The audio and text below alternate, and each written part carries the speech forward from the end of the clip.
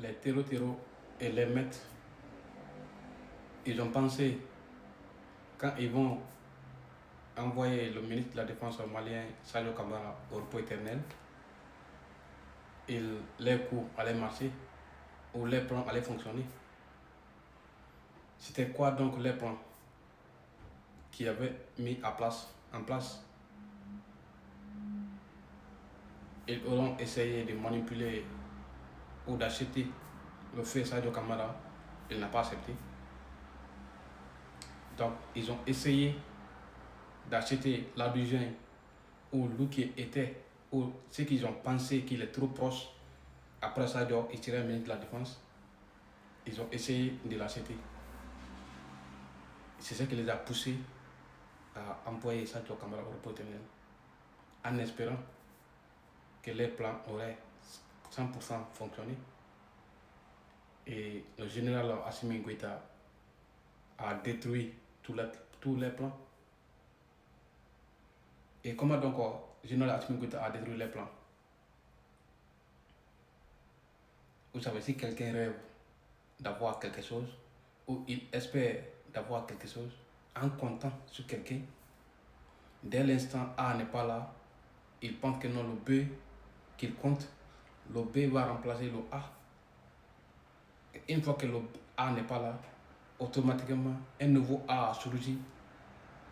Il reprend la place de A. C'est comme A est parti, un autre A est là. Au lieu de donner à B, il donne automatiquement à A. Là, désespérant qui est territoriaux et les maîtres, ils seront désespérés à jamais.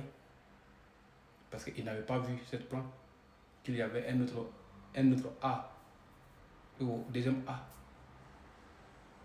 Qui sont les A alors? Premier A, c'est Sadio Kamara qui est parti au repos éternel. Deuxième A, c'est Assimi Goïta. Il a catégoriquement refusé que l'un des marionnettes des territoires impérialistes prend à la place de Sadio Kamara. Et il a bien vu les coups. Pour comprendre les coups, il faut se poser la question d'abord. Pourquoi le ministre de la Défense malien a été visé? Et dès l'instant où tu te poses la question, tu verras automatiquement la réponse.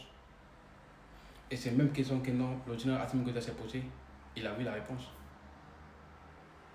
Pour que cette révolution continue en avant, il faut que non, lui-même, il prenne la place du ministre de la Défense. Parce que pour le moment, il y a tempête. Personne ne s'en ignorer. Non seulement il y a tempête au Mali, mais il y a tempête au sein des forces armées. Et c'est exactement ce que le système voulait. Pour semer la tempête, là après, dès l'instant où Assimi allait nommer le vice-ministre de la Défense, automatiquement lui, il allait faire sauter Assimi Goïta. Et tout le monde est conscient que non, personne ne peut se trahir elle-même. Et raison pour laquelle Assimi a décidé de se présenter ou de prendre la place du ministre de la Défense. Jusqu'à ce que le tempête passe. Dès l'instant où nous sommes convaincus que le tempête a passé, là on pourra envisager encore de nommer un nouveau ministre de la Défense. Parce que la charge du ministre de la Défense est énorme. Assimi Goïta ne peut être président et être ministre de la Défense à la fois. Mais il a fait ça juste pour essayer de calmer un peu la tempête qui est planée ou qui est préparée contre l'AIS. Et une fois de plus, vous ne devez en aucun cas remettre en cause l'idée faramineux du général Assimi Goïta. Il sait pourquoi il a fait. Et vous devez comprendre pourquoi il a fait. Il ne faut surtout pas vous laisser manipuler par des impérialistes et les terreaux.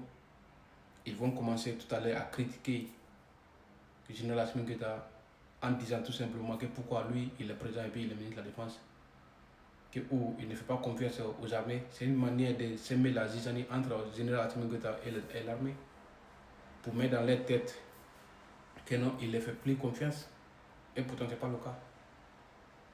C'est l'une de leurs stratégies qu'ils veulent mettre en place Parce que dès l'instant où ils ont convaincu que leur plan a déjoué, ils ont toujours un plan B.